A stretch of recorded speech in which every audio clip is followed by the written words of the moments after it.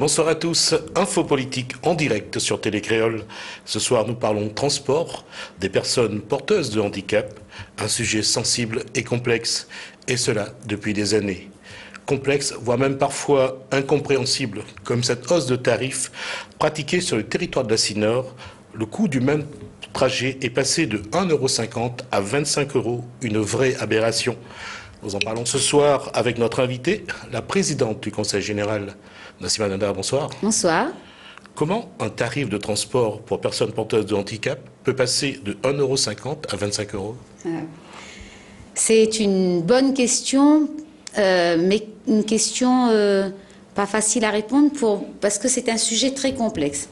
Alors, ce tarif est passé, effectivement, pour les gens qui prenaient le GIHP. Voilà, on va justement. Voilà. Ça, c'est donc pour resituer le problème, parce que ça a été un problème la semaine dernière. Oui. C'est le GIHP, puisque c'est de lui qu'il s'agit, c'est donc ce qui est chargé du transport des personnes porteuses de handicap. Il y a eu un problème apparemment sur les subventions, donc ce qui a fait que... Alors, ça c'est l'explication du GIHP en tout cas. Alors, voilà ce que je vous propose, c'est d'écouter... On reprend bien... Je vais vous proposer d'écouter la question de Léon Grondin, qui est administrateur donc de GIHP, et qui a parlé de donner la raison de cette hausse, et ça permettra de répondre. On écoute Léon Grondin, donc administrateur de GIHP. Bonjour Madame la Présidente, je m'appelle Grondin Léon, je suis administrateur du GIP Réunion. Je voudrais vous interpeller concernant les subventions du GIP Réunion, qui a tellement baissé ces 3 dernières années, faute de moyens de transport pour les personnes handicapées. On est obligé de cesser la plupart des dimanches, les week-ends, de cesser de transporter les personnes handicapées, parce que vu qu'avant on prenait 6 € par personne pour les week-ends, et maintenant on lui fait payer 30 € parce que les subventions ont tellement baissé qu'on n'a plus les moyens de faire payer les 6 €, et ce sont les handicapés qui payent les pots cassés. Alors Madame la Présidente, s'il vous plaît, pour 2014, essayez d'aider le GIP dans la mesure du possible, s'il vous plaît. Voilà, merci. Bon, en tout cas, pour cet administrateur du GIHP, donc pour eux, c'est un problème de subvention. Alors, je vais vous laisser répondre parce que je pense que ce serait bien d'expliquer un petit peu comment ça fonctionne. Comment ça fonctionne. Alors, pour expliquer l'obligation que les AOT, ce sont les autorités organisatrices de transport, ont sur le transport des handicapés. Alors, juste pour dire que les AOT aujourd'hui, c'est le Conseil général. Alors, il y a le Conseil général, les intercos, les conseils généraux, la CINOR, la CIRES, la CIVIS, TCO et la CASUD. Voilà les 5 AOT. Selon où ça habite, c'est pas le même AOT qui transporte à où. Nous, Conseil général, nous n'avons le car jaune. Et d'ailleurs, il est écrit Conseil général vous transporte. Ça veut dire pour transporter à où d'une ville à l'autre. Ça, c'est le Conseil général, il fait. Mais par contre, à l'intérieur de même ville, Saint-Denis pour monter en l'air, pour descendre en bas, Saint-Denis pour aller Sainte-Marie jusqu'à Sainte-Suzanne, ça c'est la CINOR. Donc, le GIHP est une association qui est prestataire. Donc, lui, quand la CINOR, il passe un marché pour les handicapés, le Conseil général nous passe un marché pour le transport des handicapés, il peut répondre. Donc, par exemple, tous les ans, notre obligation, c'est, nous doit transporter les élèves handicapés. Donc, on lance un marché. Nous transporte les enfants handicapés ou les adultes vers les établissements. Donc, nous donne l'argent aux établissements, donc il y a un marché. Et donc, le GIHP répond à ces marchés. D'ailleurs, le GIHP a obtenu du Conseil général 32 lots. Mais le GIHP répond à d'autres aussi. Donc, par exemple, pour la CINOR, il répond, et le problème s'est posé sur la CINOR. La CINOR n'a plus donné sa subvention parce que la CINOR a acheté des bus pour faire, à partir de cette année, donc son transport handicapé sur son territoire. Parce que ça devenait obligatoire à partir de 2015. La loi obligera de transporter les personnes handicapées, c'est-à-dire les AOT les obligés de faire. Donc, mais ils ont acheté, mais autres bus, il sera mis en place rien que février, mais ils ont arrêté la subvention avant. En 2012. Et voilà, et donc comme il y a eu une perte, et nous aussi, notre subvention a baissé, puisqu'ils ont répondu au lot et ils sont payés autrement. Donc le transport des handicapés, les compliqué, pourquoi? Parce que c'est pas les mêmes autorités qui fait, il y en a plusieurs personnes qui fait selon l'endroit où ça habite. Après nous, le Conseil général, on a mis le pass loisir, le pass transport, le hand pass pour les handicapés, et ça c'est des dispositifs facultatifs qu'on a mis. Alors on va y revenir tout au long de cette émission. On a déjà une question au standard, on va la prendre maintenant. Allô, bonsoir. Bonsoir monsieur. Bonsoir madame. En fait, j'avais une question pour Madame Nassima Dada. Oui. Parce qu'en fait, moi et mon compagnon, ça fait 2 mois qu'on est dans la rue et qu'on dort dans notre véhicule. Et pourtant, mon compagnon, il gagne 953 € d'assiduité. Avec des allocations logement, on arrive à 1070 €. Et suite à des plaintes avec notre propriété, on a dû quitter notre logement. Et en fait, ça fait plusieurs fois qu'on a fait des demandes dans des bailleurs sociaux. Et on a toujours été refusé pour des T2, mais on nous donne jamais le motif du refus. On nous dit à chaque fois on gagne pas assez en fait pour avoir accès à un logement social, malgré le cas extrême où on se trouve. Et en fait, ma question c'était la suivante, parce qu'en fait, moi j'avais appelé parce que Madame Nassima Dada était la présidente de la SDA. Et moi, ma question était la suivante. Est-ce que c'est normal qu'il y a des gens qui sont en CDI qui ont accès à des logements SIDA? Et comment se fait-il qu'il y a des personnes qui perçoivent le RSA qui sont en couple avec un enfant qui ont le droit à des T2 alors que leur taux d'effort, ils font pas assez de taux d'effort par rapport au prix des logements sociaux, et nous, on gagne 953 € plus 117 € d'allocation logement, on n'a pas le droit à un T2 de logements sociaux. Dans quelle ville vous êtes, mademoiselle? Dans la ville de Saint-Denis. Saint-Denis? D'accord. Alors, mais je peux vous répondre. Comment est attribué un logement? Par exemple, dans la ville, on construit des logements, le maire, la mairie, n'a le quota de logement pour lui. Ça, c'est le maire. Après, le bailleur, la SIDR, a aussi son quota. Et ce quota-là, a une commission qu'il réunit, je ne sais pas combien de fois par mois, c'est pas nous, donc c'est cette commission qui donne. D'ailleurs, dans cette commission, souvent, il place d'autres camarades pour qu'il y attribue. Hein. Donc, moi, je peux dire qui s'allait dedans, toute la commission logement que Néna pour l'attribution de la SIDR, et moi, je ne l'ai pas dedans. Hein. Donc, voilà. Après, effectivement, pour attribuer un logement, il tient compte de combien on gagne pour le taux d'effort. Ça, c'est la loi, il dit, il ne faut pas que le taux d'effort il dépasse 30%, parce que sinon, après, le reste à vivre n'est pas suffisant. Donc, sur Saint-Denis, il faut que ça va à la mairie, on rencontre le service logement social de la mairie, comme le service de la SIDR, et que tu demandes effectivement pourquoi si tu as 2 enfants? Non. Combien d'enfants on est là? Je suis allée à la mairie, je suis déjà allée à disposition pour m'inscrire dans le quota régional. Et en fait, aujourd'hui, par contre, j'ai été reçue justement par quelqu'un de votre service de la commission d'intervention, justement. SDI, le SDI, le service des interventions. Au Conseil général.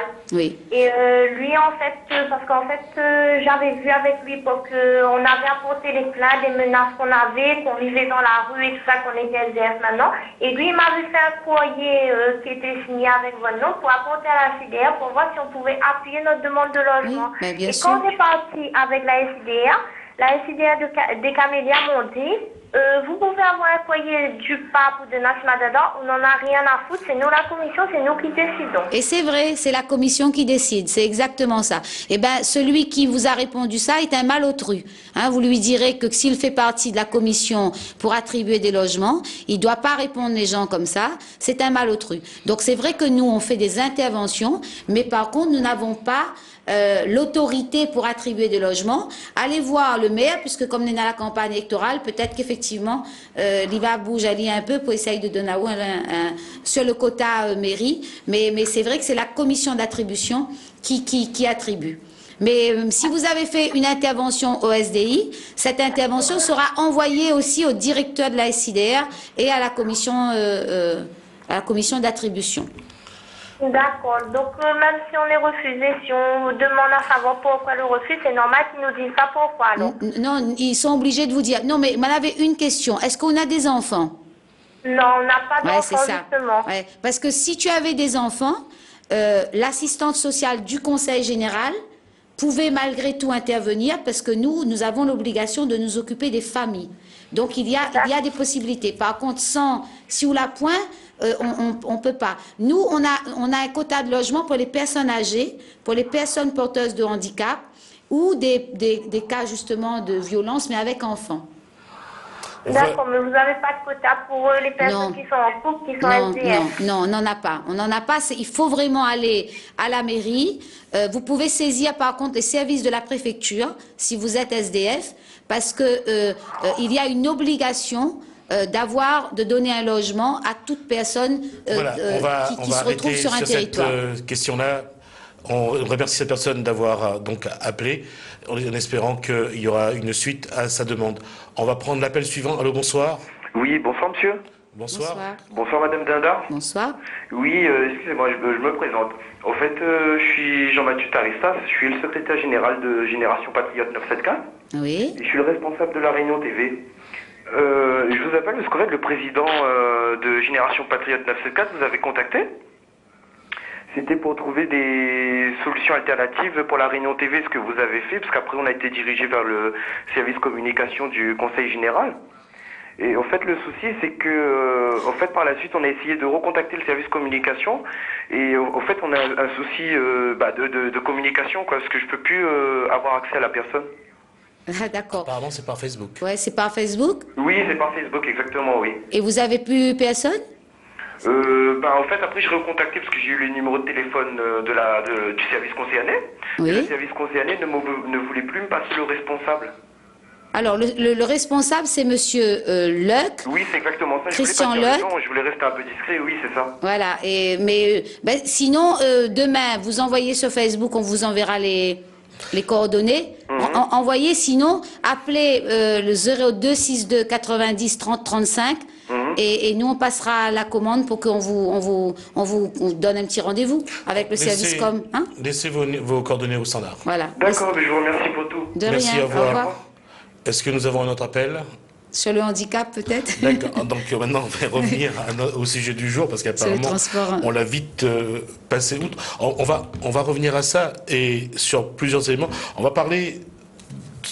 Quand on parle de transport des personnes porteuses de handicap, c'est très complexe, et pour des publics souvent pas très nombreux, et c'est peut-être ça aussi.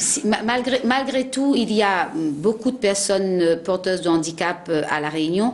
La loi va obliger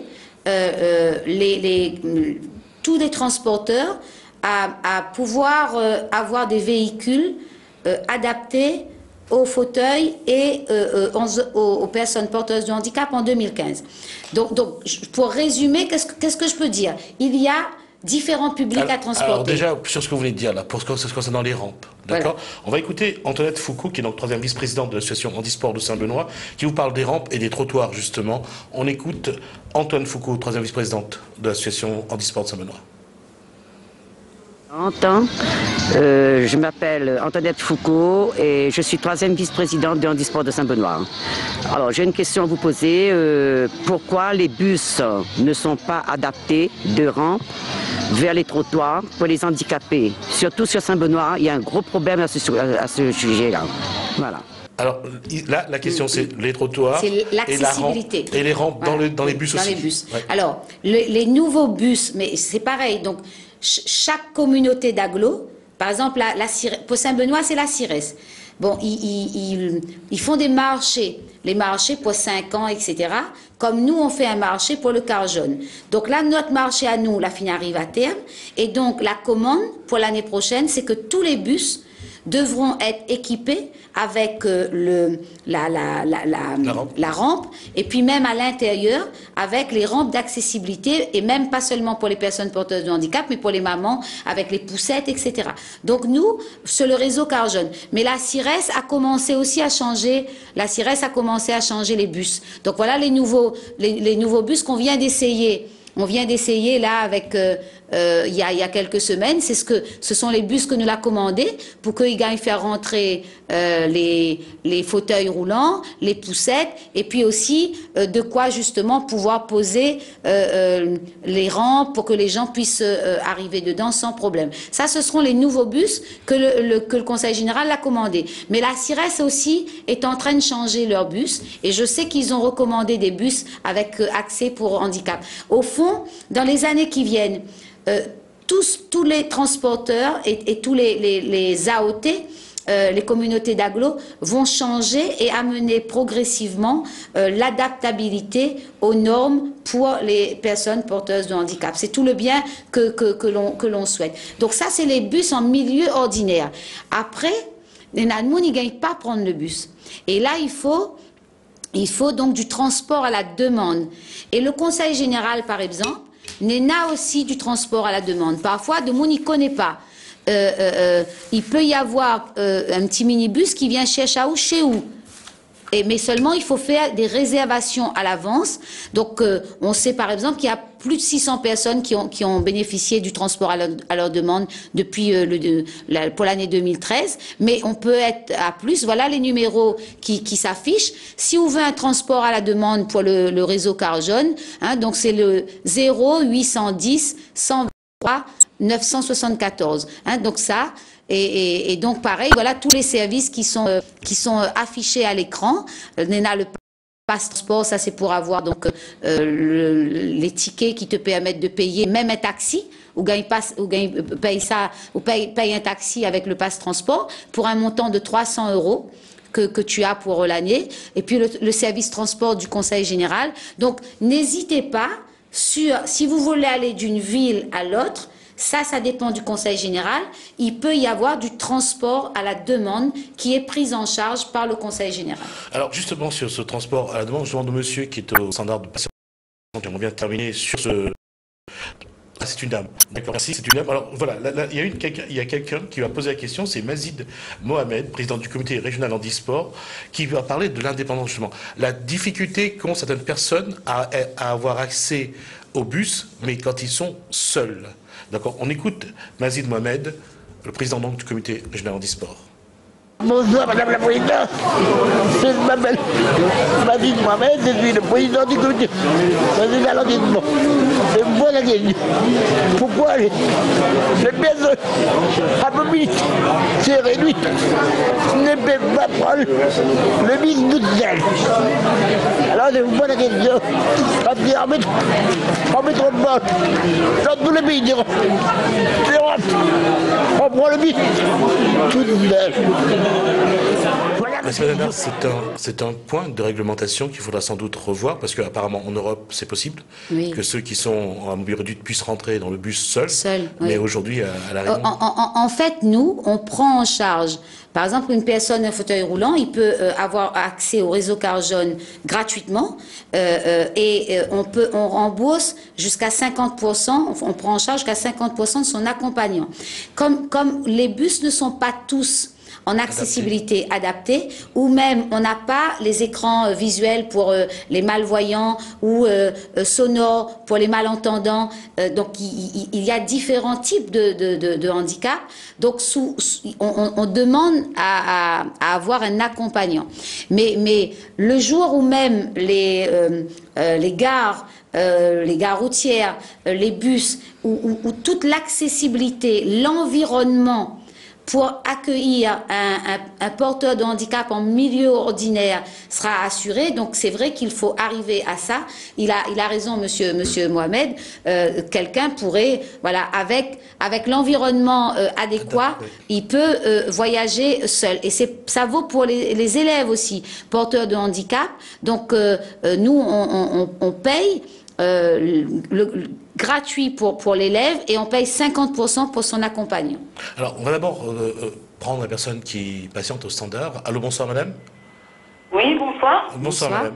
Oui, bonsoir madame Dindam, bonsoir monsieur. Quelle est votre question? Voilà, c'est pour une question concernant les personnes handicapées, l'emploi des personnes handicapées. Voilà, je parle de mon cas, ça fait 1 an, jour pour jour. J'ai passé un entretien au niveau du Conseil général. Et je jusqu'à maintenant, on m'a donné que l'accusé réception, comme quoi on a reçu ma demande. Et ça fait 1 an, j'attends la réponse de cet entretien. Bien sûr, je peux donner le nom de la personne avec qui, mais je ne donnerai pas à l'antenne. Voilà, c'est gentil à vous de ne pas le faire. Voilà, et donc je voulais savoir, sachant que moi j'ai travaillé dans un emploi occasionnel au Conseil général en 2011, au sein des ressources humaines. Donc, est-ce que Mme Dinda pourra me donner une réponse à ça? Merci Madame, bonne soirée. Mme Dinda, on vous répond. C'est une bonne question. On a lancé donc le recrutement de personnes porteuses de handicap pour atteindre les 6,5% que la loi donne à tout organisme pour l'emploi des personnes porteuses de handicap. On a eu 900 personnes donc qui ont répondu à cet appel. Il y a 37 qui ont déjà été embauchés. Ça même, on a eu un article dans la presse parce que la DAH a eu des entretiens avec tout le monde. Donc moi, je ne sais pas si vous avez eu cet entretien. Voilà, donc cet entretien. Et donc les 37 diplômés, ils ont commencé par les diplômés. Il y a une cinquantaine qui rentrent. En tout, il va y avoir 150 personnes qui seront retenues pour atteindre justement le chiffre. Donc sur les 900, il y a 150 retenus.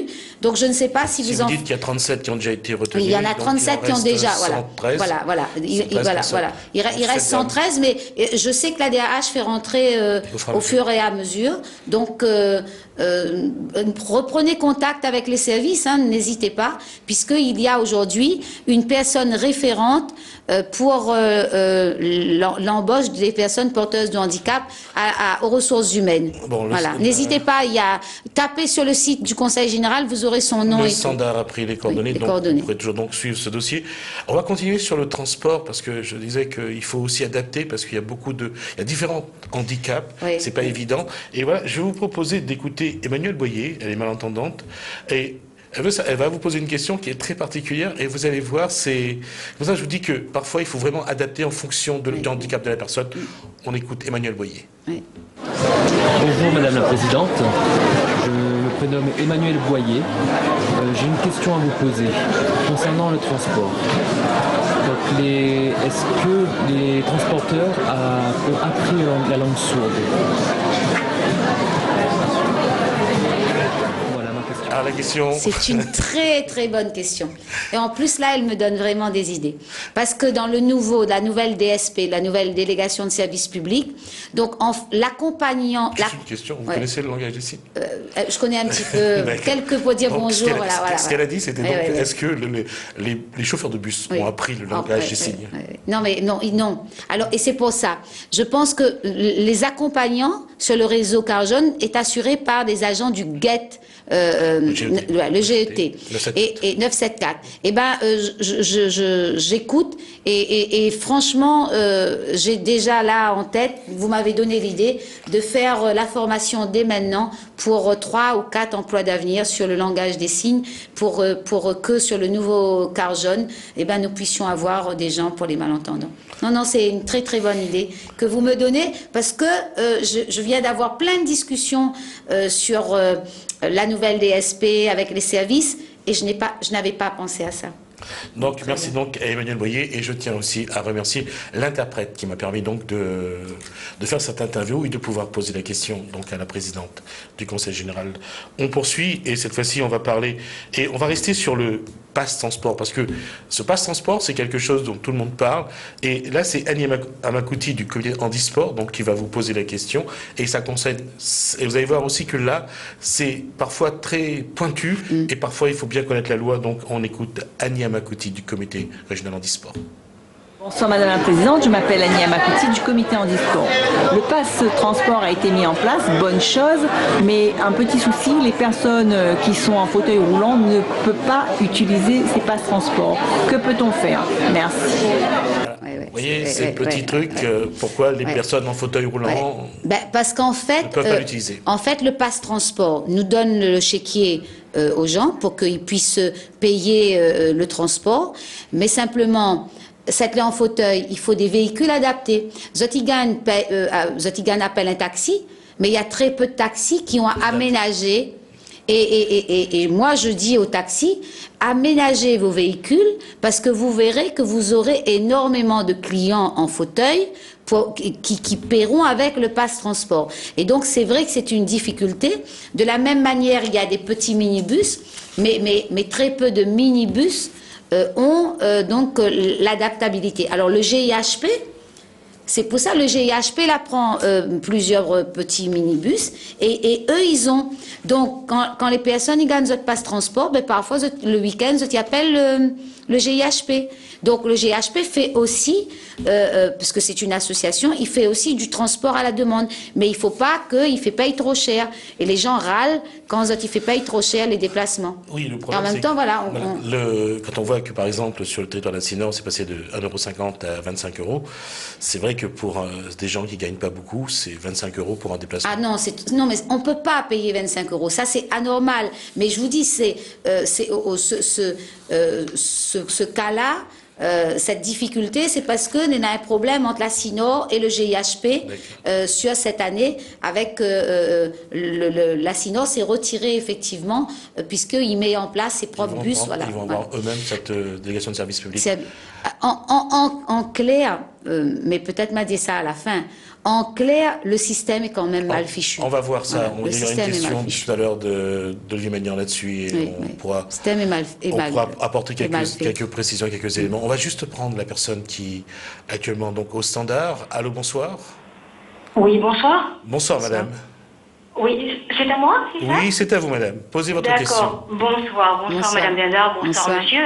Bonsoir. Je reviens sur la situation de tout à l'heure des personnes handicapées avec les logements, les demandes de logement.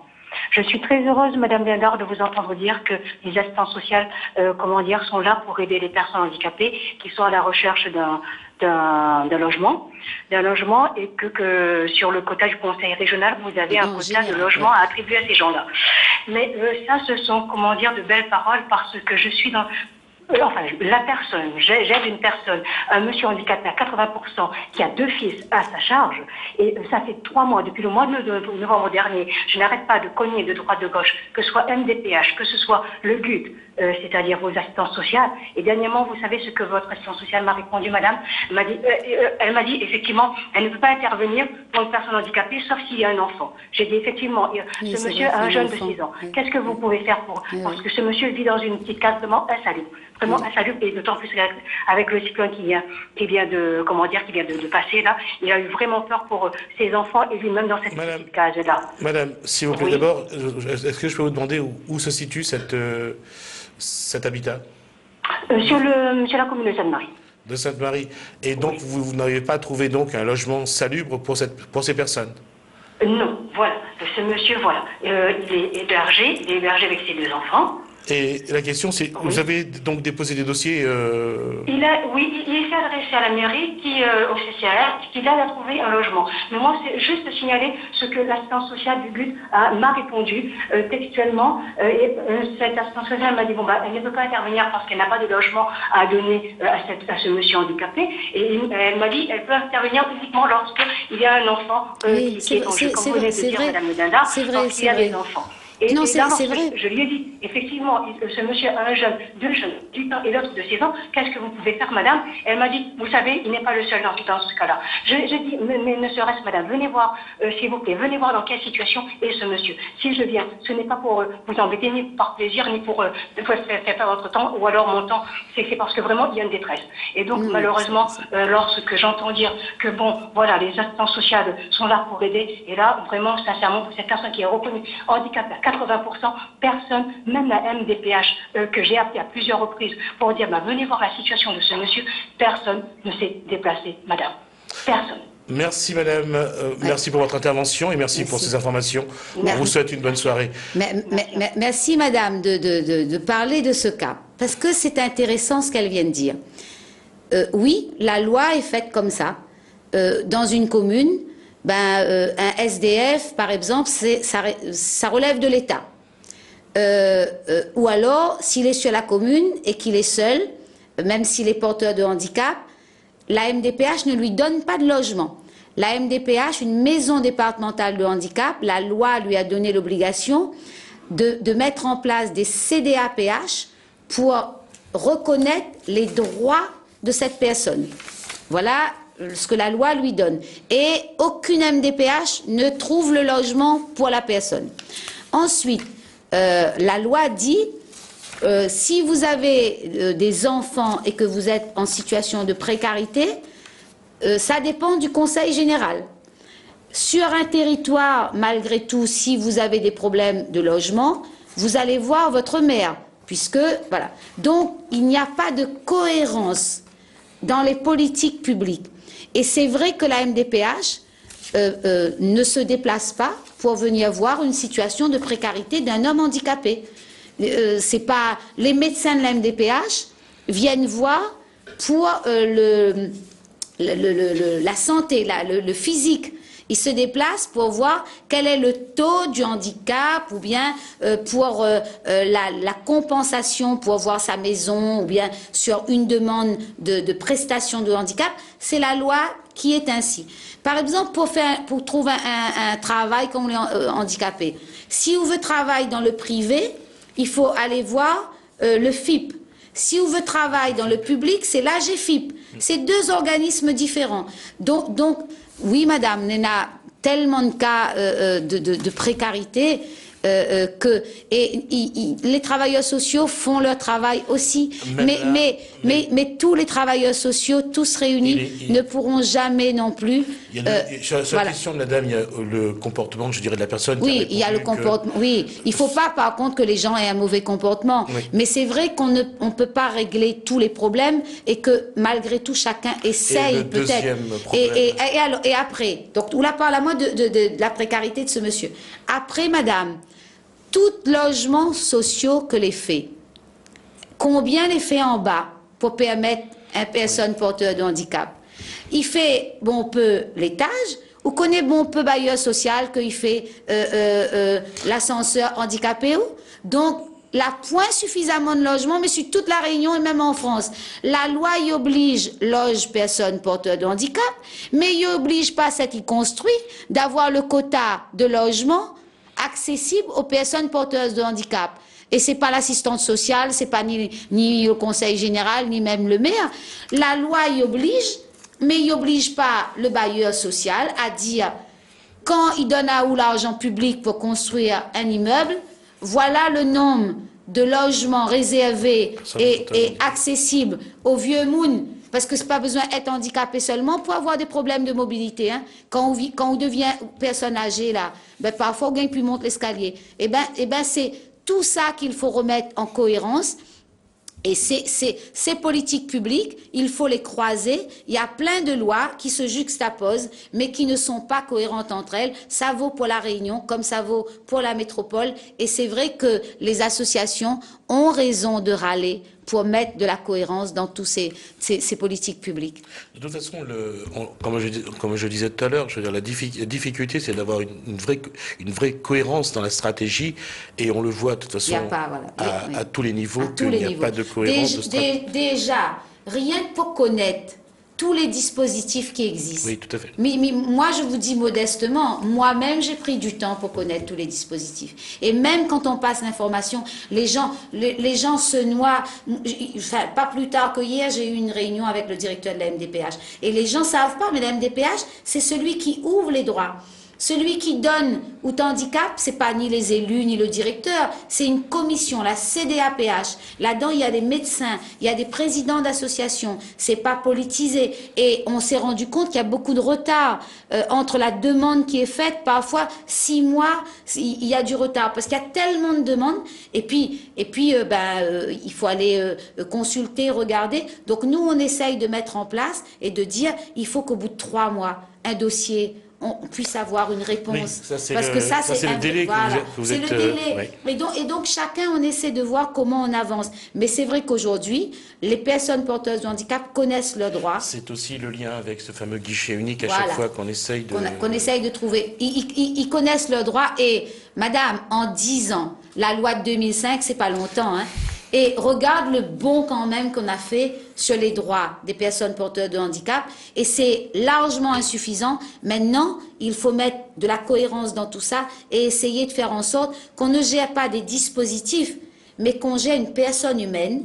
Cette personne humaine, elle a un projet de vie, elle a ou un manque de logement, en même temps elle a besoin d'un suivi médical. Il faut gérer non pas les dispositifs, mais un projet de vie avec un homme et une femme. Mais ça, personne n'a vraiment réussi à faire ça. Je propose donc de prendre un autre appel. Allô, bonsoir. Allô? Oui, bonsoir. Oui, bonsoir monsieur, bonsoir madame. Bonsoir monsieur. Je voudrais renseigner. Tout à l'heure, j'ai entendu que vous parlez pour les accompagnateurs des bus de car jaune, madame. Je voudrais savoir, c'est parce que il y a 3 mois, j'ai vu avec CET, l'accompagnement des bus car jaune 974, j'ai déposé un CV là-bas pour mon fils. Moi, je suis handicapé, moi, je ne peux plus y travailler. Oui. Et jusqu'à maintenant, il me dit que c'est le conseil général qui ne débloque pas les emplois d'avenir. Non, mais redis-moi, où la dépose où ça? Avec qui? GET, madame. Ah, GET. Non, alors, les pas tout à fait vrai, mais les pas tout à fait faux. C'est-à-dire qu'en fait, pour les emplois d'avenir seront mis sur la nouvelle DSP. C'est une délégation de service public. Et on n'a pas encore signé la nouvelle délégation de service public, parce qu'il il va y avoir à peu près une 50aine d'emplois pour des emplois d'avenir, pour justement l'accompagnement de ça. C'est dans la délégation, mais c'est pas encore signé, parce que c'est des délégations qui prennent du temps. Il y a une date, un calendrier. Oui, parce que ça passe dans des commissions d'appel d'offres, c'est pas, voilà, il y a un respect, il y a des discussions, il y a une procédure à suivre. Et c'est vrai que c'est là pas encore fini, mais les postes, dès que la DSP est signé, les postes sont ouverts puisque ça fait partie de la DSP. Donc c'est pour ça que c'est pas tout à fait faux, mais c'est pas non plus tout à fait vrai. C'est pas, personne n'y bloque pas, mais on est obligé de respecter la procédure. Voilà. Et madame, je voudrais poser une question pour les passes loisirs, s'il vous plaît. Oui, oui. Les passes loisirs, moi j'ai reçu les passes transport, ça fait 2 ans que je reçois les passes transport. Oui. Et les passes loisirs, moi j'étais à l'hôpital, j'ai fait une grande opération. Mon fils a déposé le papier de la Sécu comme je suis en handicapé. Et jusqu'à maintenant, madame me dit comme ça que je ne peux pas parce que c'était pas inscrit. Et moi j'ai déposé les papiers. Ah non, toute personne porteuse de handicap n'a droit au pass transport comme au pass... Non, pas transport, j'ai vu, madame. Pass loisir aussi. Non, deuxième année, j'ai pas le droit à pass loisir. Non. Oui, madame. Là, aujourd'hui, j'ai reçu le pass transport. J'ai reçu votre lettre hier et aujourd'hui, pass transport. Non, laisse nom avec coordonnées là au standard. Et moi, demain, je vais regarder pourquoi et mettre avec l'adresse un numéro de téléphone. Nous, on ira voir les services pour voir pourquoi on n'a pas gagné de passe ou se passe loisir. Voilà, on passe à l'appel suivant. Donc, monsieur est sans doute en ligne avec le standard. Oui. On va prendre l'appel suivant. Allô, bonsoir. Oui, allô? Oui, bonsoir. Oui, bonsoir. Oui, bonsoir. Bonsoir tout le monde. Bonsoir, Mme Dindor. Bonsoir. Bonsoir. Je vais poser une petite question à Mme Dindor sur le projet des handicaps. On vous écoute.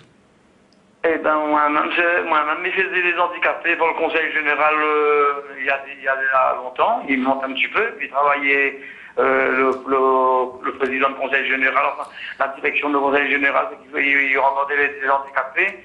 L'été, M. Adbarali, je ne connais pas si Mme Dindor connu M. Adbarali. Allez-y, continuez quand même. Nous travaillons ensemble. Moi, ça fait 6 ans que je travaille au Conseil général, avec tous les handicapés allés à l'école le matin et on reprend à 3h30 l'après-midi. Et après, c'est que ça avait été dommage que nous l'en retrouvons sans rien. Moi, j'ai 6 ans, d'après 6 ans, comme Mme Dindor, il vient de dire tout de là, il y a beaucoup de projets là-dessus pour mettre des emplois. Parce que nous-mêmes, nous avons perdu notre emploi en question de la JSP. La JSP encadre tout le travail pesant avec les véhicules adaptés. Et là, nous l'en retrouvons, nous, sans travail. Nous sommes obligés de se taxer à la place après. Et Mme Dindor, il y a une petite question là. Et bien, de cette question-là, mais applaudis bien Mme Dindor, parce que bon, là-dessus, puis moi-même, je ne fais plus de transport. Disons la retraite. Non, mais qui était votre employeur? Où tu emmènes les enfants dans les établissements ou bien à l'école? dans les établissements scolaires, mais ils prenaient le matin avant 8 h, avant la rentrée des classes. Oui. Les déposer en plusieurs classes, parce qu'il y en avait plusieurs classes pour déposer. Ben, oui. Et après, nous réfléchissons au conseil général, il a bien passé. Mais il répondait à ce moment-là, il répondait pas les appels d'offres. Hein. Non, mais c'était pas, parce que c'est pas le conseil général qui était ton employeur. GHP. Ouais, je pense que c'était ou le GHP, ou voilà, parce que ça, ce sont des délégations. C'était le véhicule que tu conduis, t'appartient à qui? À moi. Mon véhicule, c'est mon véhicule, mon taxi personnel. Donc c'était, oui, donc tu es transporteur, donc c'était dans le en fait, tu avais répondu, Moi, elle était transporteur. Non, en fait, c'est ça. Maintenant, il fait des marches et des appels d'offres. Voilà. Et là, il fait des appels d'offres.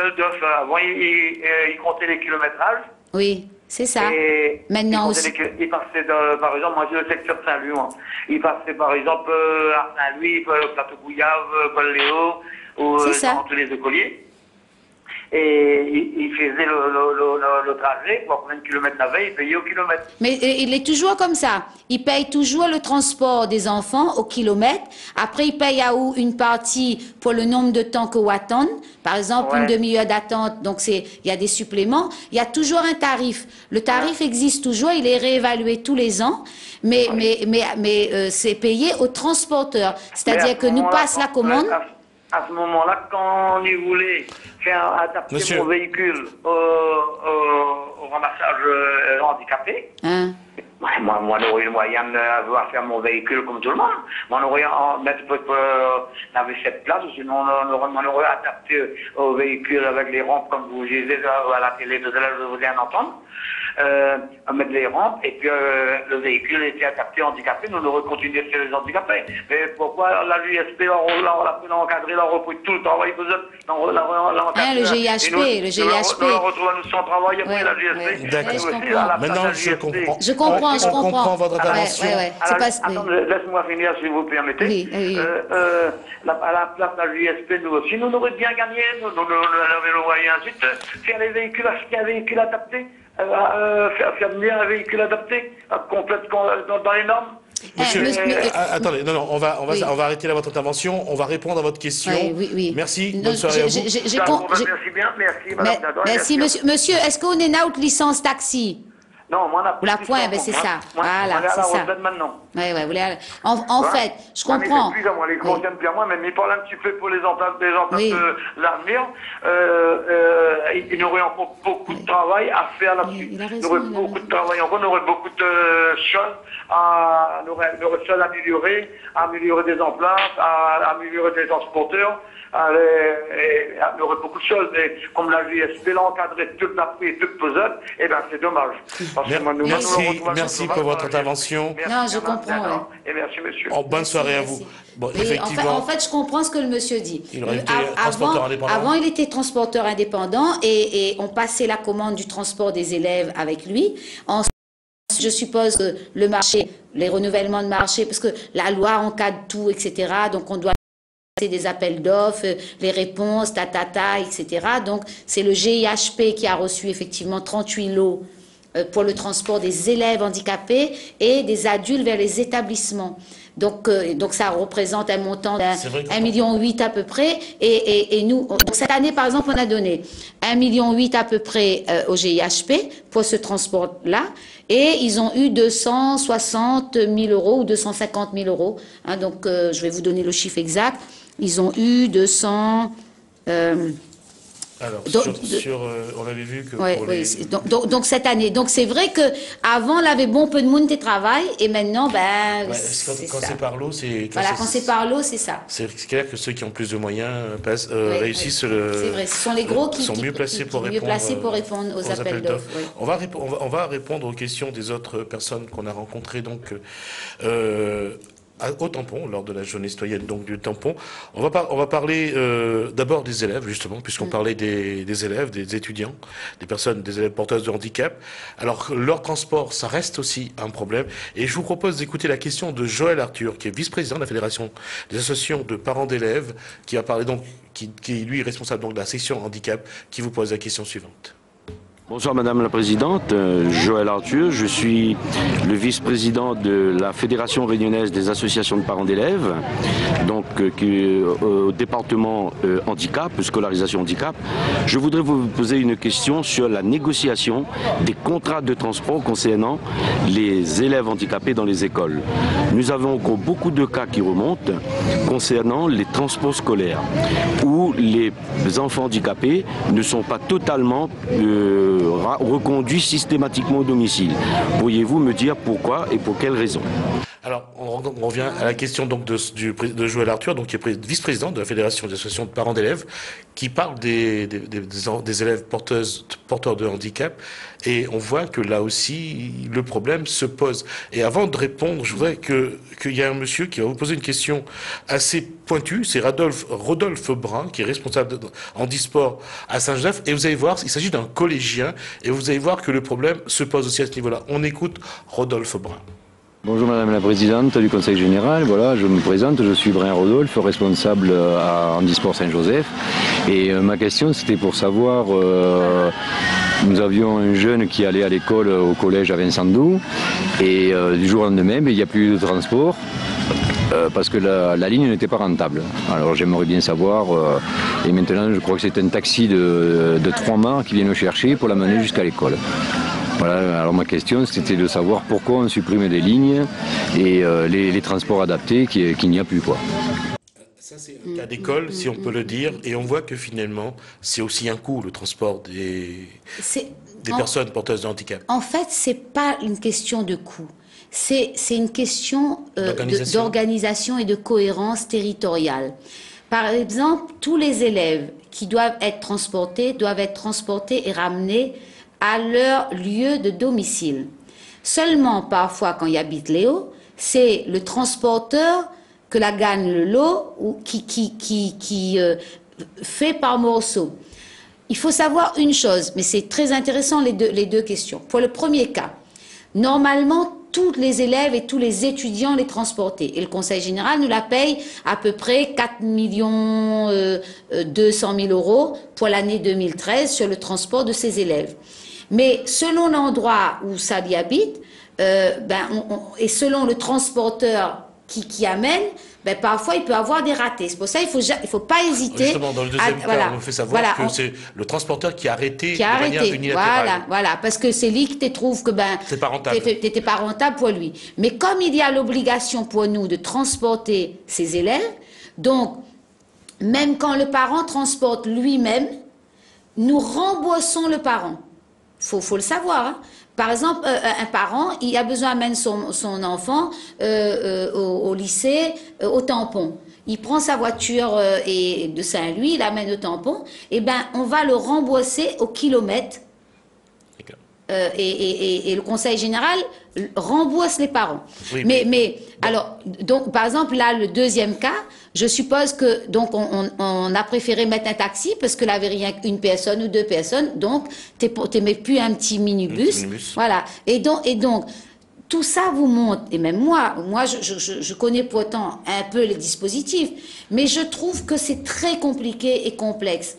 On devrait avoir à La Réunion une organisation unique des transports. Et c'est pour ça que je me bats pour le syndicat mixte des transports.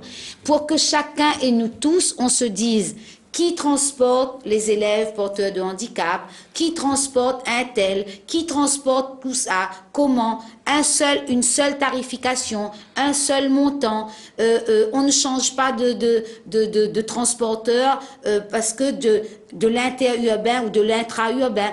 Il y a aujourd'hui la nécessité, sur 2500 km² d'avoir de la cohérence sur le transport en commun pour tous les usagers et aussi pour les personnes porteuses de handicap. Et le milieu ordinaire doit pouvoir donner la possibilité du transport pour tout le monde, qu'il s'agisse des usagers normaux, mobiles, comme des usagers porteurs de handicap, et pouvoir aussi, pour pour les handicaps lourds avec fauteuil, permettre aussi l'accès à la demande. On va prendre l'appel qui est en attente. Allô, bonsoir. Allô, bonsoir. Oui, bonsoir. On vous écoute. Bonsoir. Oui, j'aurais 3 petites questions, s'il vous plaît. Alors, rapidement, parce que nous avons encore... Oui, rapidement. Oui. J'ai une petite entreprise. Je voudrais savoir s'il faut une autorisation pour travailler chez les handicapés. Si vous êtes transporteur... Non, je ne suis pas transporteur. Je fais des petites réparations dans les logements. Par exemple, alors, il y a 2 possibilités. La force publique peut intervenir pour améliorer l'accessibilité chez les personnes porteuses de handicap. Donc, c'est ou la MDPH qui demande la mise en conformité et l'accessibilité, ou le Conseil général quand la personne a plus de 60 ans souvent, ou s'il est reconnu porteur de handicap lourd. Mais il faut que vous soyez agréé pour intervenir. Il faut que votre entreprise soit agréée pour l'amélioration de l'habitat. Et donc, il faut faire une demande. Vous pouvez le faire à la SPL, la société publique de... Voilà, ça se trouve à la rue de Nice. Ça se trouve à la rue de Nice. Donc, vous allez, vous présentez votre entreprise et vous demandez l'agrément. Et donc, si vous êtes en plus une bonne entreprise, il n'y a aucune raison. Et puis après, donc, chaque fois qu'il y a des interventions, donc, on peut faire appel à vous. D'accord. Et est-ce qu'on peut se faire payer par les chèques passe loisirs?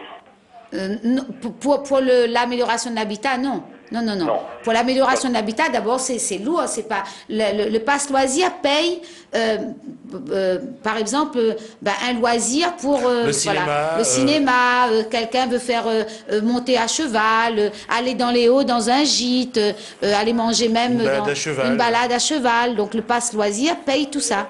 Hein, tout ce qu'une personne handicapée a envie de faire, qu'il ne gagne pas faire. Par exemple, pour poser des petits meubles chez les handicapés. Acheter des petits meubles? Non, poser des petits meubles pour les handicapés. Non, ça va rentrer toujours dans le contrat d'amélioration de l'habitat, monsieur. C'est plutôt de l'amélioration de l'habitat et de l'accessibilité.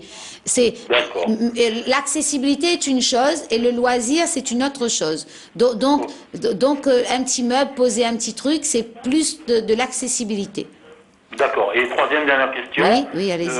Demain, vous êtes élu à la mairie. Est-ce que vous allez faire le transport gratuit aussi au niveau de Citalis? C'est surtout le truc de la SINOR.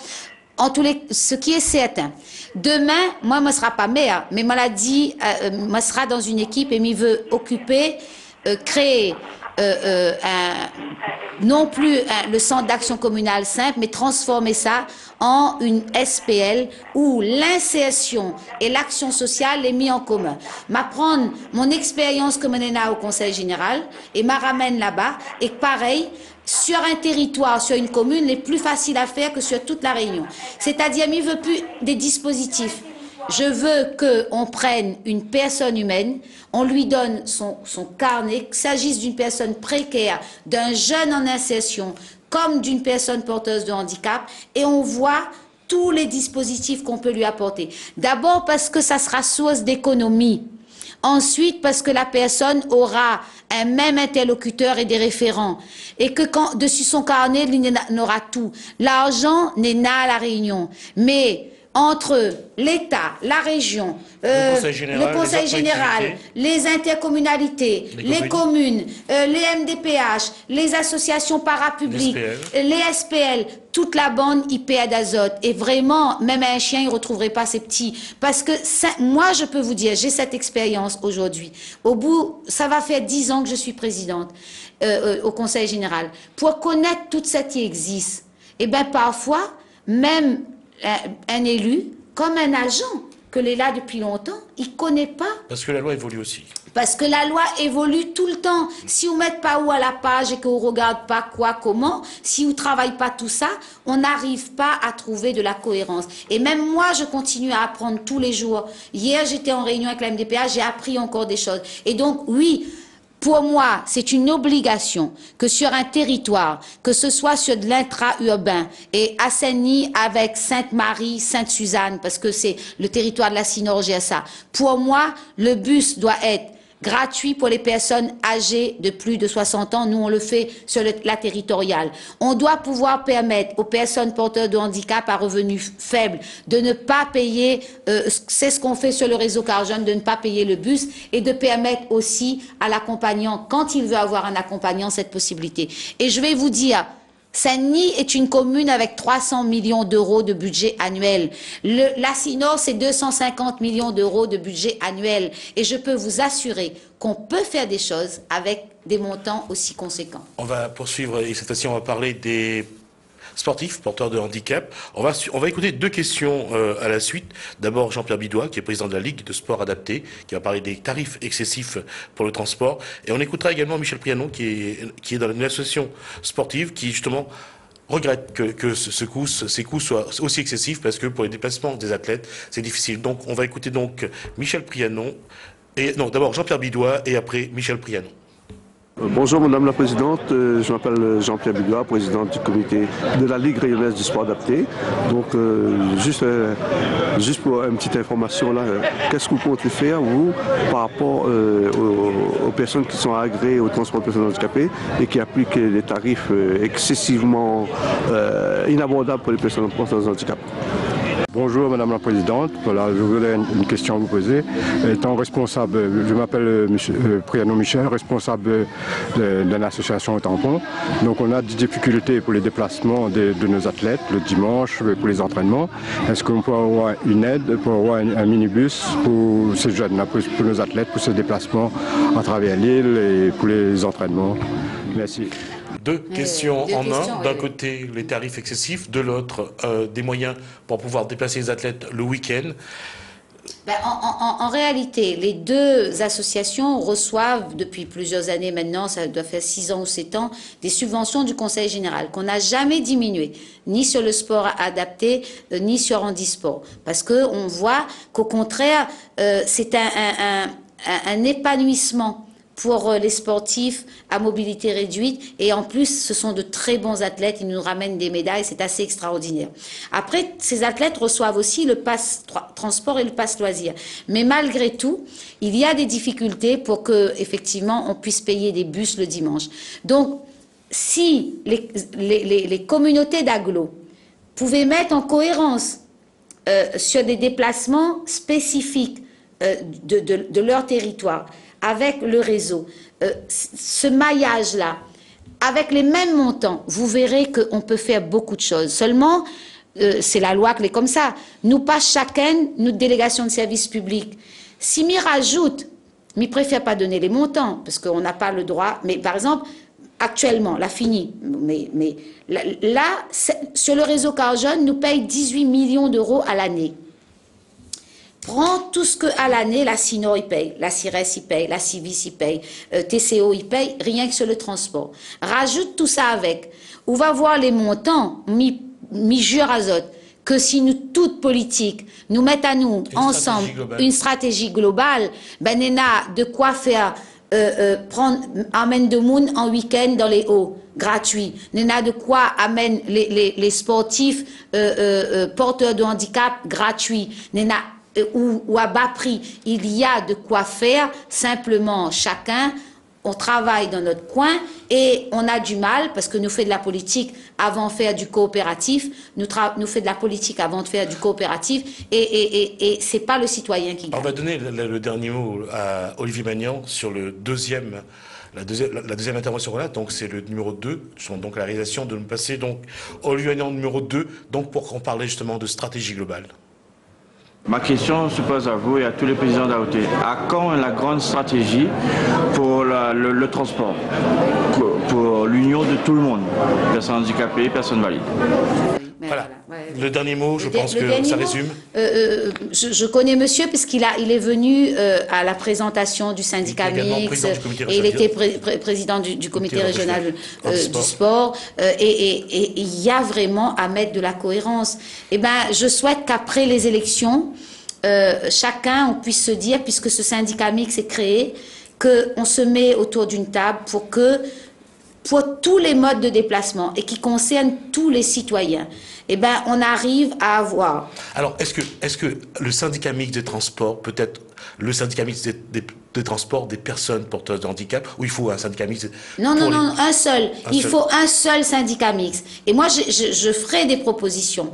Mais pour tous les usagers, qu'ils soient porteurs de handicap ou pas, je veux faire des propositions et j'en ai pour des sorties week-end pour les familles en bus pour cette la point l'auto pour que ça va aérer et pour que les jeunes puissent justement ne pas être désœuvrés et que la vie de famille se retrouve. Je ferai des propositions, mais avec d'autres, parce qu'il y a d'autres élus qui ont aussi de superbes propositions dans le syndicat mixte pour qu'on paye un seul billet, pour que n'ait des lignes directes, pour qu'il n'y arrête pas à chaque instant, pour qu'on ne paye pas 4 € par là, 10 € par-ci, etc. Et qu'au fond, pour déplacer, il coûte à 20 € la journée. Ben, c'est pas possible. Vaut mieux mettre l'essence dans l'auto. Écoute, camarade. Et puis, ça va. Là, on a dépassé déjà. On voit que le sujet est très vaste. On aura sans doute l'occasion de revenir. En tout cas, merci d'avoir répondu. C'est nous. Et merci à tous les spectateurs qui posent des questions. Dans un petit pays, déplacer, c'est une politique très importante. Plus importante. Et moi, j'invite à tous les citoyens, pose des questions, les futurs candidats à la mairie, même les mauvaises questions, et même pour moi, pour qu'ils obligent à nous à répondre. Merci. Je rappelle donc que vous êtes présidente du Conseil général. Merci à tous ceux qui nous ont suivis. Merci à la réalisation. On vous souhaite une bonne soirée. Continuez bien votre soirée sur Télé Créole. Bonsoir chez vous.